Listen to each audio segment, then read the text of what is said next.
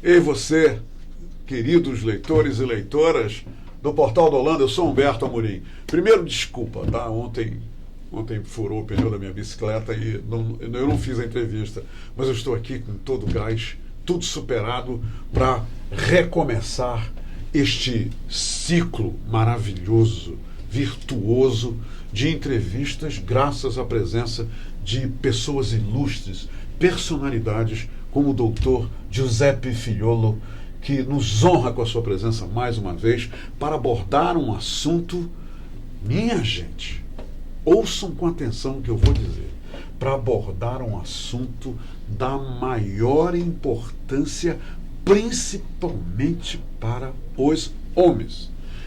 Ao dizer isso, eu não quero dizer que não seja importante para as mulheres. Sabe por quê? É porque, graças às mulheres, menos homens, muito menos homens, deixam de visitar um urologista. E o doutor Giuseppe Filholo está aqui para ratificar todas essas verdades, os mitos, os medos, os preconceitos que existem sobre essa grande questão dolorosa que afeta homens no mundo inteiro, o câncer de próstata. E nós estamos iniciando desta forma, aqui no Portal da Holanda, através da Hora do H, a nossa contribuição para o Projeto Azul. Esse Projeto Azul é uma sacada fantástica, né? Novembro Azul, Projeto Azul.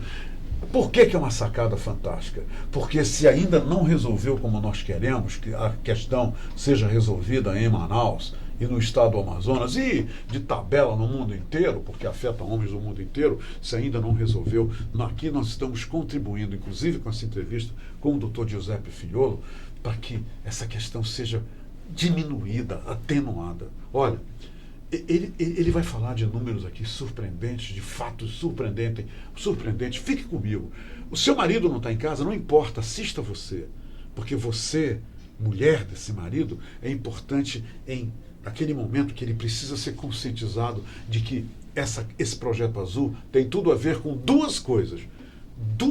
São assim, dois pilares importantes. É o preconceito e a prevenção. PP. Preconceito e prevenção. Tem homens que não fazem o toque por preconceito, e outros homens que, por vários motivos, inclusive por trabalharem muito, por estarem muito ocupados, mil e outras desculpas, não fazem a prevenção. E com a prevenção, o futuro seria bem diferente. Vocês acreditam nisso? Acreditam? Se vocês não acreditam, tá bom, deixa para lá. Fui eu que falei, né? Agora eu quero ver vocês não acreditarem quando o Dr. Giuseppe Filholo, um dos urologistas mais renomados no Brasil, entenderam? No país. E ele nos dá esse tempo para falar com a gente sobre essa questão do câncer de próstata. Mas não é só isso, não. Você já ouviu falar em amputação de pênis? Você já ouviu falar em vasectomia? A gente vai trilhar por esses caminhos. Fique com a gente. Dr. Giuseppe, muito boa tarde para o senhor. Obrigado por estar aqui com a gente mais uma vez. É realmente com muito entusiasmo que eu lhe recebo e com muita alegria. Seja bem-vindo. Muito obrigado, Humberto. Suas palavras são de um amigo. De fato, falar sobre esse assunto tão interessante é sempre um prazer para mim. De verdade, eu acho que a gente precisa trabalhar muito nesse aspecto mesmo da saúde masculina, né? Acabou o Outubro Rosa, estamos entrando no Novembro Azul. Eu sempre digo que as mulheres estão um passo na nossa frente, para não dizer vários passos na nossa frente. Eu digo em relação aos homens, né? Você vê que existe campanha da saúde da mulher de uma forma muito abrangente. São carretas, a questão das palestras, as próprias caminhadas, enfim, são várias ações que existem há muitos anos, inclusive. E a gente percebe isso. E a gente percebe isso. E o homem ainda está engatinhando nesse sentido. A gente precisa realmente tentar mudar esse panorama. Mas parece assim que o homem não tem essa visibilidade toda. Exato. Por falta de quê? De envolvimento com a imprensa. Não, é porque ele não se manifesta, né? É isso, também, doutor? Eu acho que, na verdade, questão de educação mesmo, né? E esse passo que a gente está dando agora é justamente tentar educar. Olha só, como você falou em números, existem aproximadamente...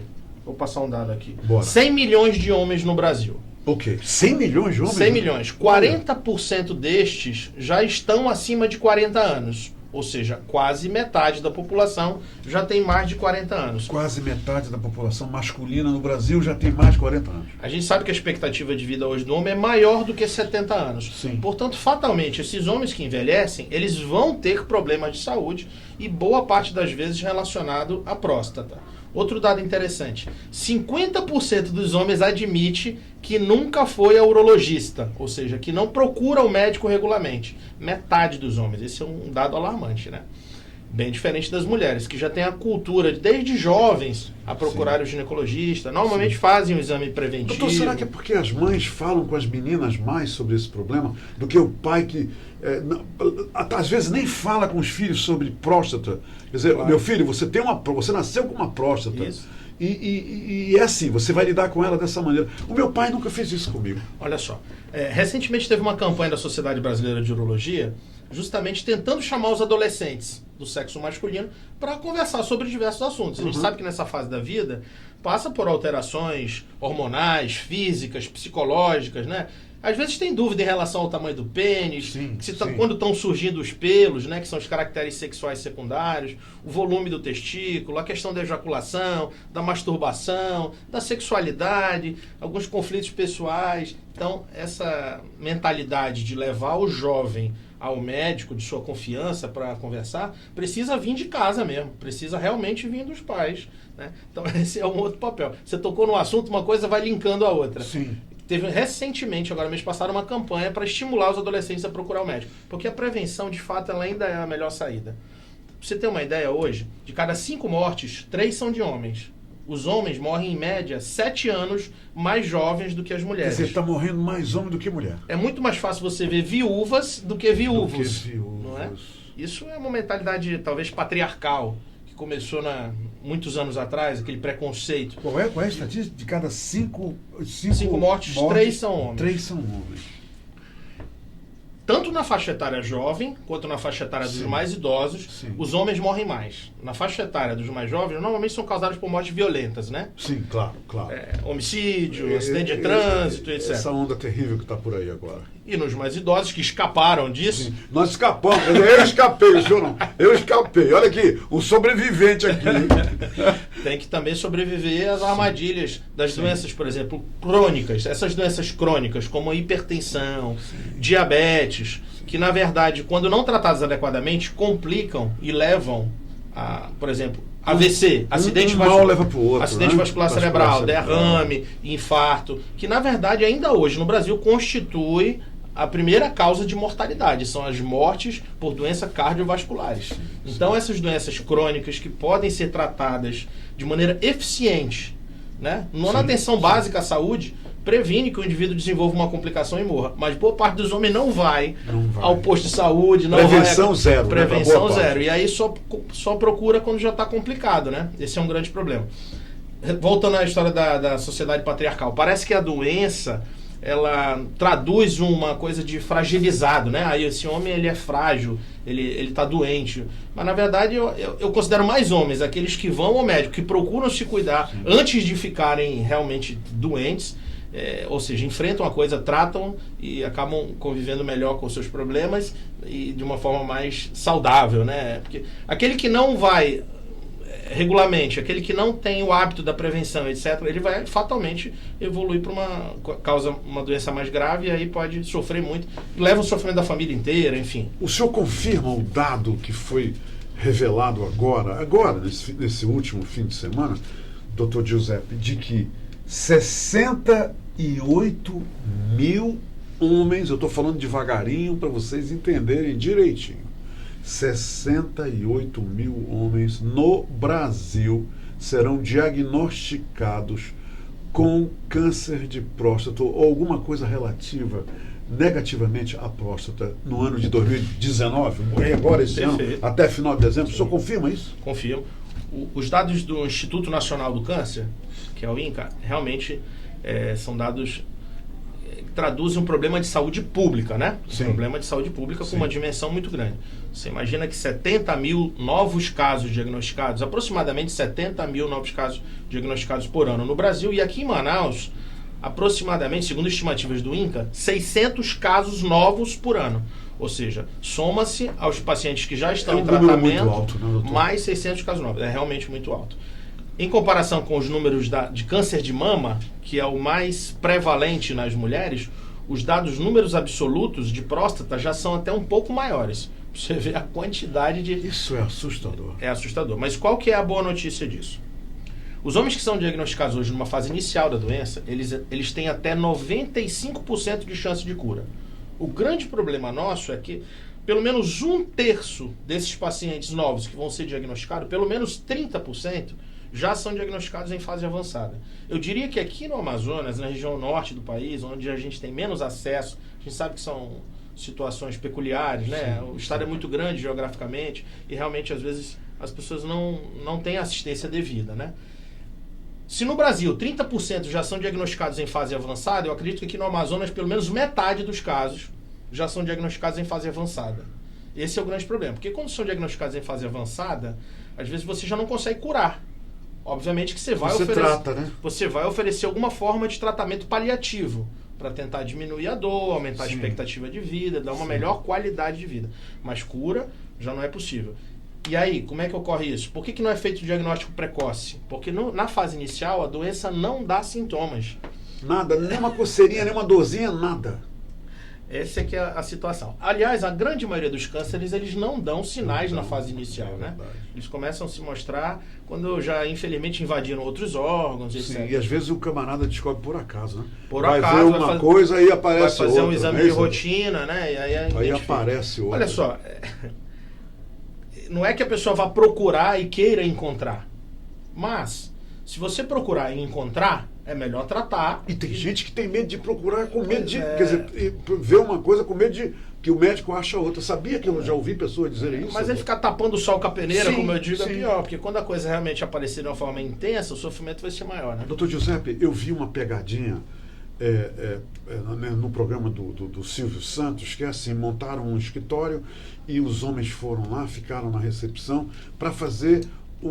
aí chegaram lá, era um exame para o emprego, né? Os exames para você ir lá trabalhar numa empresa. Exame admissional. Admissional, essa é a palavra. Aí, doutor, de repente chega o enfermeiro e diz assim pro cara: você aí, seu João, venha porque vamos fazer agora o exame de toque no senhor, toque na próstata. Aí os caras, o quê? Eles não sabiam.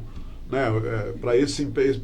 Para admissão nessa empresa precisa esse toque, fazer o exame de toque. O senhor acredita que foi até engraçado a reação das pessoas, mas o que tem de sério nisso é que nenhum homem aceitou e entrar lá para fazer o exame de toque. Fale sobre esse preconceito. Olha só. O que leva, doutor Giuseppe Filholo, tantos homens a terem medo desse exame de toque? Eu vou lhe dar um exemplo. Eu faço exame de toque desde que eu fiz 40 anos. E, por favor, diga se não é assim. Eu acho que leva 3 ou 4 segundos no máximo, eu não sei nem se eu estou exagerando. É indolor, é um exame que o médico faz de forma rápida, sabe, de forma eficiente. Quer dizer, qual é todo esse medo desses caras? Explique, por favor. Uma das situações que precisa realmente ser desmistificada é que o toque tira a masculinidade de alguém. Isso é absolutamente... não tem nenhum sentido, né? É um exame simples, rápido, eficiente, não é rápido, indolor, salva vida, sem indolor, dúvida. é rápido e acabou. Eu conversando recentemente com um rapaz de marketing, inclusive, que trabalha com isso, ele disse: doutor, esse problema desses homens que não fazem é que eles têm a masculinidade frágil. Boa leitura. Eu achei interessante isso. É. Mas olha só, a outra história é que as pessoas acreditam que os exames, por exemplo, de sangue, o PSA, ele pode substituir o toque retal. São 2 exames, né, doutor? É o toque retal e o PSA. Exato. Aí um substitui o outro. Tem a história da ultrassom, tem a história da ressonância. Sim. Como é que funciona a coisa de uma maneira objetiva? O PSA é um exame de sangue muito importante. Ele foi descoberto no final da década de 80. O que ele diz, esse exame? Esse exame, quando ele está alterado, ele sugere que existe uma alteração na próstata. Pode ser uma inflamação, uma prostatite, pode ser um câncer de próstata, ou às vezes só um crescimento benigno da próstata. Tem muita gente... Toda a próstata, doutor Filholo, eu preciso esclarecer, toda a próstata em todo homem, com o passar dos anos, Isso, ela cresce, claro. não é isso? Ela não diminui. A nossa próstata, com o passar do ano, vai Perfeito. aumentando, não é isso, doutor? O que é a próstata? A próstata é um órgão do aparelho reprodutor masculino, uma glândula, que fica situada abaixo da bexiga, na frente do reto e é atravessada pelo canal da uretra. É uma localização bem peculiar e realmente de difícil acesso, que fica inserida no fundo da pelve, né? Sim. Mas a próstata, ela produz parte do líquido seminal, parte do líquido que o homem ejacula. A função Sim. dela é ajudar na reprodução. Sim. Depois dos 40 anos, existe realmente o crescimento benigno da próstata, que é a hiperplasia Normal, prostática né? benigna. Normal. Normal. Olha só que coisa interessante. Alguns homens pegam o resultado de ultrassom e ficam muito assustados quando veem lá que a próstata está aumentada de volume. Às vezes isso não quer dizer nada. É só um crescimento benigno. E se a pessoa está urinando bem, não tem nenhuma complicação daquele aumento benigno do crescimento da próstata, não precisa fazer nada. E não Só urinar bem acompanhar. é que urina normal, depois fica fininho. Se ficar Isso. fininho, é porque não está urinando bem. Então, quando a próstata cresce e causa sintomas do tipo obstrução urinária, o indivíduo fica com dificuldade para urinar, acorda várias vezes à noite, tem a impressão de que não esvaziou bem, fica pingando no final, o jato sai fraco, sai fino, às vezes tem infecção urinária, Entendi. às vezes Quer forma dizer, o pedra na corpo dá bexiga, sinais, dá né? sinais. Nesses casos, mesmo sendo um crescimento benigno, às vezes precisa de cirurgia. E a cirurgia para crescimento benigno da próstata é diferente da cirurgia do câncer. Olha só como as pessoas ainda Olha não só. conseguem entender. A próstata, ela é sede de outros problemas além do câncer. O crescimento benigno é um deles, que é natural. E em alguns casos pode ser necessário cirurgia. Uhum. É sede também de inflamações, que são as prostatites. E o câncer de próstata, ele é o mais, digamos, traiçoeiro. Porque ele normalmente ele nasce na zona periférica, na parte de trás da próstata. Escondido. E ele só dá sintoma quando ele já está grande, invadindo outros órgãos, ou já se Mas o disseminou pros PSA, ossos. ele dá uma tocada nisso aí, uma revelada nisso? O PSA, ele detecta 80 a 90% dos casos, mas Ok. ele pode falhar em até 20% dos casos, o que Olha. não é desprezível. Ok. E o toque corrige isso? Portanto, exatamente. O toque, 70% dos tumores de próstata, eles nascem nessa zona que é acessível com o toque. Ah. Então, o toque também não é 100%. Mas quando você alia os dois, o toque e o PSA, te dá um conforto melhor para dizer que está tudo bem. Então, um não substitui o outro, eles são isso. complementares. Entendi. Doutor, me diga uma coisa. Tem um monte de homem aí, quando fala em próstata e doenças na próstata e algum problema na próstata, eles relacionam isso imediatamente à ereção. A ereção masculina. Quer dizer, muitos homens acreditam que a próstata e a ereção são duas coisas seguintes. Mexeu na próstata, bagunça a ereção. O cara vai perder essa faculdade de ter a sua ereção. Procede isso? Nos explica isso. Excelente pergunta. Olha só, é aquela questão. O indivíduo tem medo de procurar a doença porque se ele diagnosticar, ele vai ter que fazer algum tratamento. Aí eles acreditam que fazendo o tratamento, eles vão ficar impotentes e vão ficar também incontinentes, que é a perda de urina. 30% dos homens admite que tem mais medo de ficar impotente do que perder o emprego. Olha, que coisa! Então, isso é pesquisa realizada factual. Perfeito. Pelo pessoal de São Paulo, da Universidade de São Paulo, a doutora Carmita Ábido, que é uma psiquiatra, mas ela trabalha muito nessa linha, junto com a equipe da urologia lá, fazendo essas pesquisas de campo, né? Para ver como é que é o comportamento dos ficar homens. impotente do que perder o emprego. Pelo menos um terço deles referiu que tem mais medo de ficar impotente do que perder o emprego. Aí, olha só, a questão da próstata. Quando diagnosticado no começo, como eu falei, o indivíduo é submetido a um tratamento com 95% de chance de cura e, na maioria das vezes, volta a ter ereção normal. Na maioria das vezes, hoje, com as técnicas modernas, ele se reabilita. Ele volta a ter... Quer dizer, por um tempo, até curar a operação, até passar tudo, o cara não vai levantar, como a gente diz. Mas depois volta ao normal. Depois volta ao normal. Existem várias técnicas de reabilitação, né? Sim. Passando por medicação oral, medicação injetável e até prótese. Mas o que a gente precisa realmente entender é que você vai ficar curado de um câncer quando diagnostica na fase inicial. Você vai evitar muito sofrimento futuro. Você vai viver mais. Viver mais e pode ter vida sexual, inclusive normal. E urinando normalmente também. Não vai ficar usando fralda, não.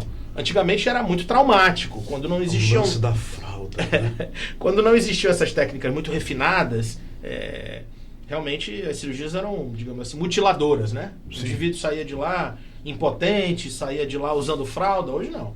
Hoje, com técnica moderna de cirurgia, até robótica, o indivíduo recupera rápido. Já se usa até robótica nessas operações? Já se usa robótica no Brasil, inclusive.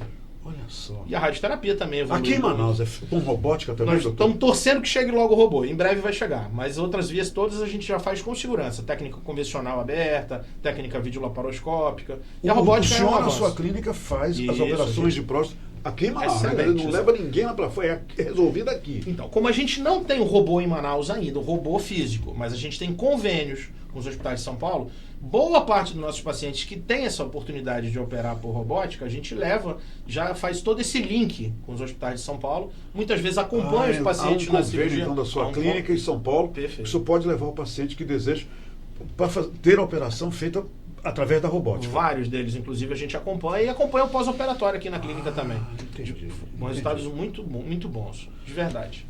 Doutor Giuseppe, deixa eu aproveitar aqui, sair um pouco dessa questão da próstata. Me explica uma coisa. Muitos homens querem fazer a operação de vasectomia. Né? Legal. Explique, por favor, o que é esse procedimento e o seguinte, o homem sofre algum risco de, através dessa operação de vasectomia, de também ter problemas de impotência, problemas de falta de ereção? Existem muitos mitos, né, relacionados à vasectomia também que precisam ser quebrados.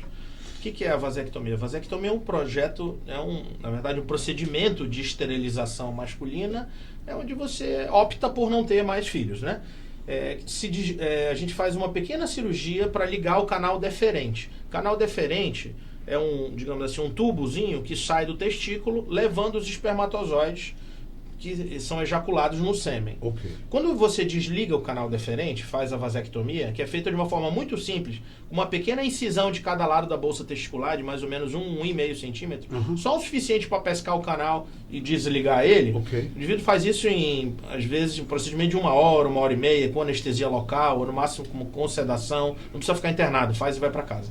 Você unicamente interrompe a passagem dos espermatozoides. Okay. Continua ejaculando o mesmo volume, porque o volume do sêmen é produzido na vesícula seminal e na próstata. O testículo só produz os espermatozoides. Entendi. Que quando você desliga a passagem, eles não vão mais... Os espermatozoides não vão mais sair no sêmen. Quando o cara ejacular, só vem o sêmen. Só vem o sêmen, exatamente. Aí, por isso que a gente colhe sempre um espermograma depois da cirurgia, para se certificar de que não existe mais espermatozoide no ejaculado. Entendi. Não mexe com o volume da ejaculação, não mexe com a questão hormonal, porque o testículo continua lá, produzindo hormônio normalmente. Não é castrado, o indivíduo continua lá. Quer dizer, o indivíduo não é castrado. É isso que as pessoas têm que entender, né? O testículo continua lá produzindo hormônio normalmente. Você só desliga a passagem por onde vão sair os espermatozoides. E sobre impotência, isso afeta em alguma Nada, coisa? Zero. Tinha um mito agora até muito recente de que homens vasectomizados, com o decorrer dos anos, tinham maior incidência de câncer de próstata. Isso já foi quebrado. Olha só. Tem estudos multicêntricos, multinacionais, envolvendo 100 mil homens, já comparando quem tinha feito vasectomia e quem não tinha feito, mostraram que isso é mentira.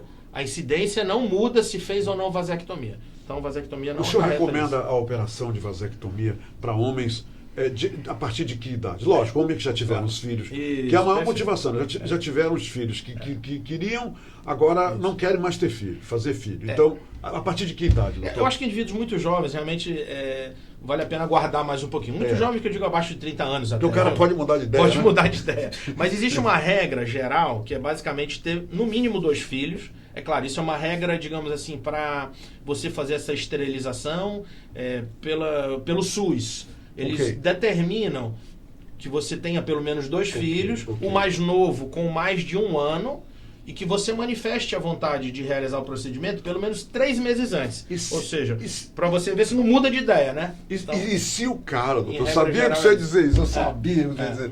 E se o cara daqui a 10 anos se separar, aí conhecer uma novinha, quiser ter filhos com ela, ele pode reverter isso? É o que eu digo sempre. Desligar é bem mais fácil do que religar. Ah, tá. Sobretudo porque o canal ele é muito fino, ele é muito delicado. É mais complicado Mais complexo religar. para né? religar. Aí normalmente é uma cirurgia que usa microscópio, é possível fazer. O limite que a gente fala é 10 anos após a vasectomia. O indivíduo que operou há mais de 10 anos, ou seja, que fez a vasectomia há muito tempo atrás, esse é mais difícil para você conseguir religar. Olha só. Porque a taxa de sucesso, digamos assim, a taxa de você ter espermatozoide no ejaculado já é menor. Agora, doutor, é uma senhora decisão, né? Quer dizer, o cara, antes de tomar essa decisão, tem que realmente... Mas ainda assim, é possível hoje em dia, para você ter uma ideia, fazer criopreservação, congelar os espermatozoides de uma maneira muito barata até hoje em dia. É fácil acesso. Inclusive nas clínicas particulares, eles cobram um valor X, uma taxa de aluguel. Por quantos anos essa conservação permanece? Criopreservado quando você quiser, até quando você quiser. Então você assina um contrato lá, tá lá, né? E se renova se quiser. Tá lá. O espermatozoide criopreservado, né? Quando você quiser utilizar, é só induzir a ovulação na mulher e fazer uma fertilização simples, né? Outra coisa, se você não quer criopreservar ou não criopreservou e foi vasectomizado e não quer fazer a cirurgia para recanalizar o deferente, você pode fazer também uma opção que é capturar os espermatozoides direto do testículo. Que é uma cirurgia que chama captura de nova técnica. É uma nova técnica de fertilização assistida. Evoluiu muito, a medicina evoluiu muito. Doutor Giuseppe, a doutora Mônica Bandeira de Mello, minha primeiro que ela realmente tem uma admiração pelo senhor que obrigado. É merecida, sem dúvida alguma. Ela me disse, Humberto, não deixa de perguntar do doutor Giuseppe sobre essa questão pouco conhecida em Manaus, palavras da doutora, que precisa ser mais visibilizado.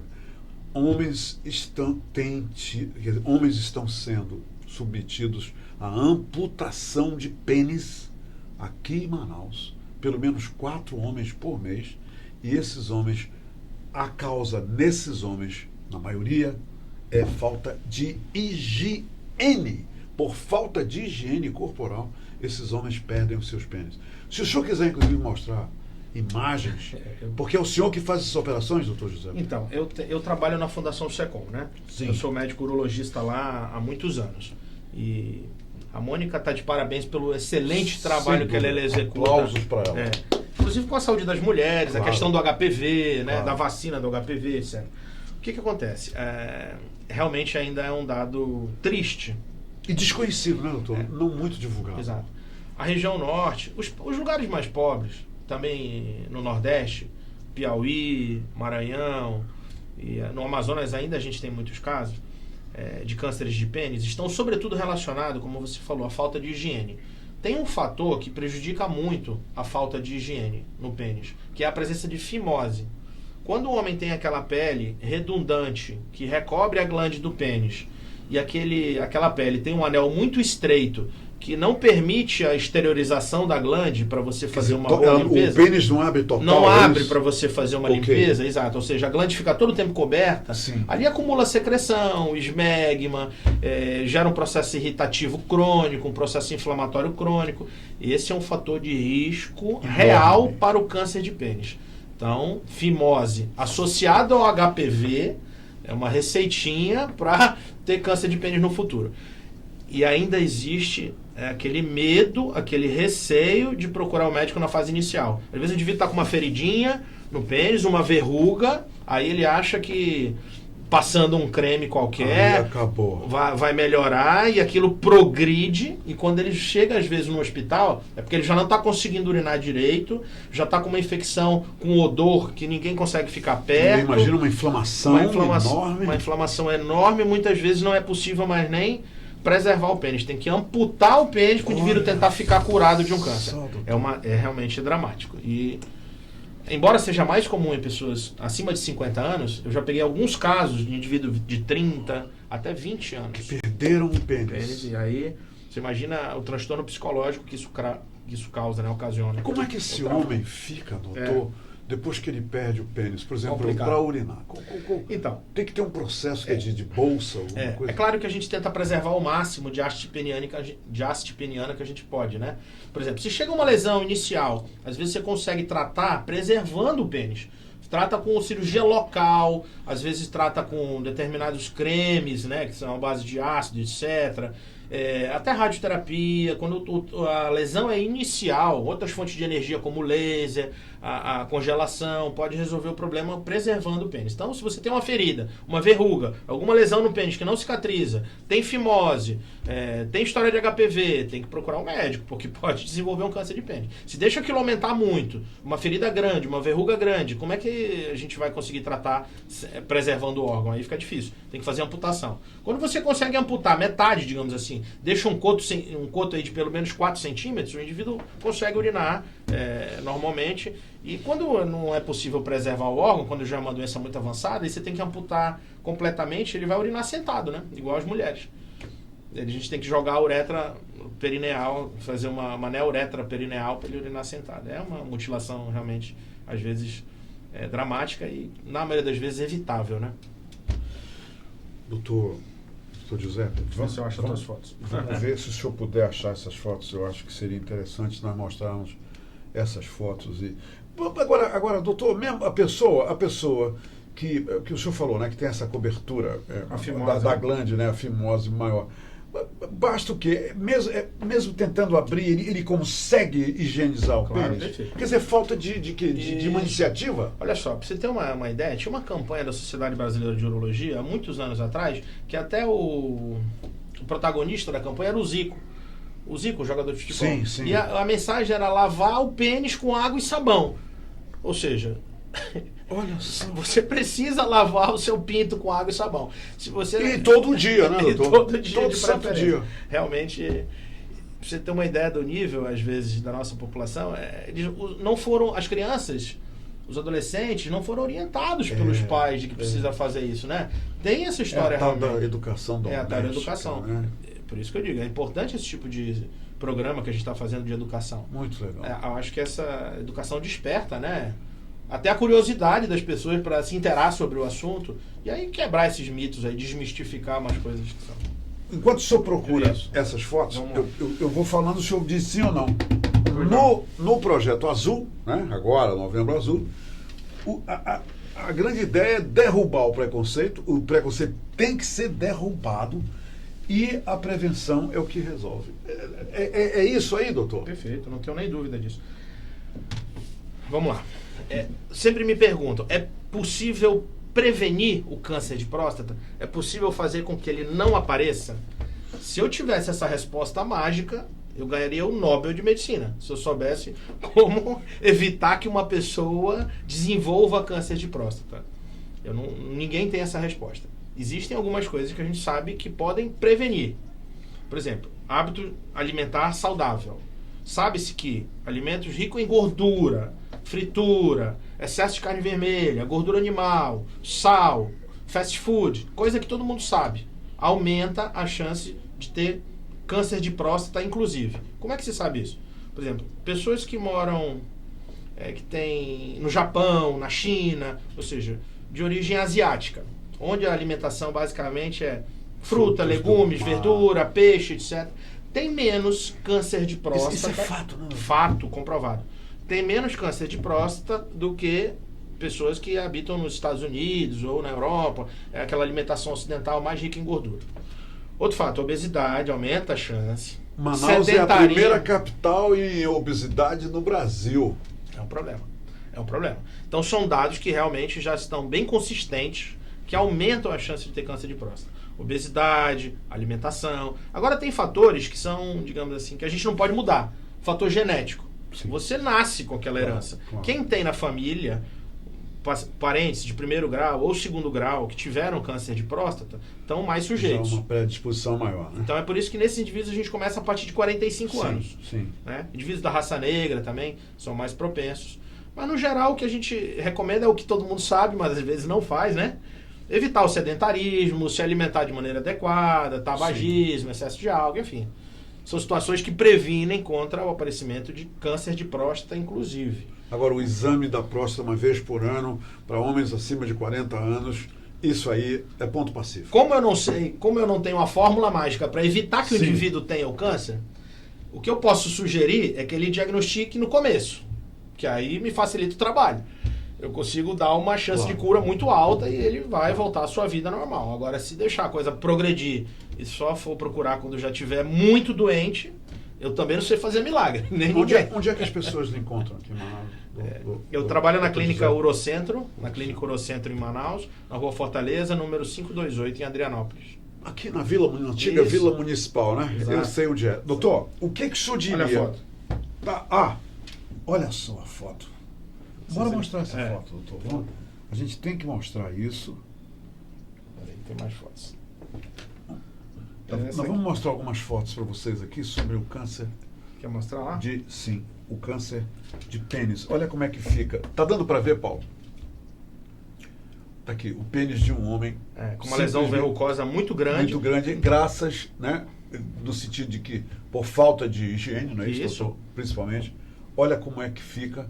Olha que ponto chega levando o doutor Giuseppe Figliolo a amputar esse pênis, porque não tem jeito. Inclusive, quando a doutora Mônica começou a campanha da vacinação do HPV, porque o câncer de colo de útero nas mulheres é uma triste realidade no Amazonas. Nós somos os campeões nacionais de câncer de colo de útero. E às vezes isso ceifa vidas em mulheres com idade de 20, 30 anos. Então a Mônica sempre ficou muito sensibilizada com isso. Sim. E aí ela me via trabalhando com os homens. Vamos ver se isso não tem relação com HPV também, Giuseppe? Homem, mulher, um passando para o outro. E a gente fez uma pesquisa e realmente pelo menos metade desses homens tem HPV de alto risco. E aí quando a gente fez esse trabalho, ela falou, a gente precisa vacinar essas pessoas, precisa vacinar essas jovens contra o HPV. Porque o HPV no câncer de colo de útero, ele é responsável por quase 100% dos casos. Câncer de colo de útero é igual à infecção por HPV. Portanto, se você vacina por HPV, a chance de ter câncer de colo de útero no futuro é melhor. E essa vacina é para meninos e meninas a partir de 11 anos, né? Perfeito. Aí ela mostrou esses casos de câncer de pênis e aí impactou bastante, inclusive os governantes. Claro. Aí falaram, puxa, vamos tomar uma atitude. 4 homens perdem os seus pênis aqui em Manaus por mês, minha gente. Doutor, o que o senhor quer dizer para os homens, né? Mais da metade, né, dos homens que vão lá no SUS nunca fizeram o exame de próstata. Qual é a sua mensagem aqui no final da entrevista para os homens que ainda não fizeram o exame de próstata? Eu vou usar o tema da campanha desse ano. Bora lá. Da Sociedade Brasileira de Urologia, que eu sou o presidente da Seccional Amazonas. Seja herói da sua própria saúde. Ou seja, ninguém vai te amarrar lá na tua casa e te levar para fazer o exame. Não vai. Eu sempre digo que as mulheres também têm um papel muito importante nisso, porque elas realmente pegam pelo braço e leva o camarada, dos companheiros, né? dos filhos, enfim, de todo mundo, e leva o camarada para ir fazer o exame. Aproveita a campanha Novembro Azul e vai conversar com o médico de confiança, né? Fazer um check-up geral, ver como é que está a pressão arterial, ver como é que estão os níveis de açúcar, o índice de massa corpórea, pegar uma orientação geral, fazer o exame de PSA, o caso do exame de toque também, se for preciso. Na verdade, é preciso. Então, é simples. Eu acho que tem que correr atrás no sentido de prevenção, não de querer ficar doente. E nada de ter medo de dor, de perder a masculinidade, nada só com exame de toque. Isso aí eu não consigo nem entender como é que ainda tem gente com uma brincadeira, às vezes, de mau gosto, né? Eu considero isso de mau gosto. Não tem nada demais. Realmente, eu confesso para você que eu ainda não consigo entender claramente qual é o problema em realizar um exame simples, basicamente 10 a 20 segundos, absolutamente indolor, que pode salvar a vida. Um grande amigo meu mandou agora aqui, eu adoro esses meus amigos, o doutor Arnaldo Oliveira. Isso. Ele acaba de dizer o seguinte: Humberto, para cuidar da saúde do homem, o laboratório Arnaldo Oliveira oferece 10 exames pelo valor de R$100. Olha aqui.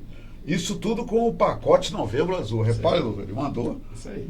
Então, R$100 para fazer 10 exames, os homens. E esse valor aí, isso é uma pichinha, isso é uma galinha morta, porque esses exames aqui são caros.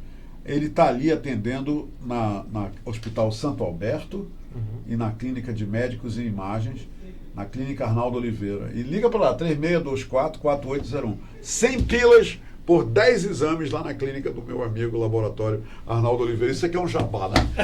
Isso aqui é um jabá, mas depois ninguém pode dizer que eu não gosto de meus amigos.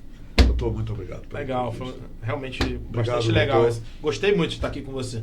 A gente também. Obrigado pela oportunidade. Seja herói. Seja herói da própria saúde. Seja herói da sua própria saúde. Isso é que eu chamo de herói. Minha gente, vá lá com o médico, vá. Não dói. Você não vai deixar de ser macho, entendeu? Por causa disso. Não é nada disso. Não dói mesmo, é rápido. E a tua vida, a tua saúde está em jogo. Obrigado, gente. E até amanhã. Tem uma coisa que eu queria dizer para vocês. Na quinta-feira agora, doutor, quinta-feira, 2 horas da tarde, eu estou rindo porque eu estou achando engraçado o seguinte: o o japonês da Federal vem aqui, dá uma é? entrevista, vem conversar comigo. Então já estão dizendo aí o seguinte, aí, eu em Manaus, o japonês da Federal vai visitar o portal do Holanda. 2 pontos, mas às 2 horas da tarde, tá? Não é 6 horas da manhã, não. É bom que você já avisa logo para não ter erro de interpretação. De interpretação. O japonês da Federal, né? Ele vai estar aqui, ele é um cara muito simpático, muito legal. A gente se vê só na quinta-feira. Mas amanhã eu volto. Um abraço.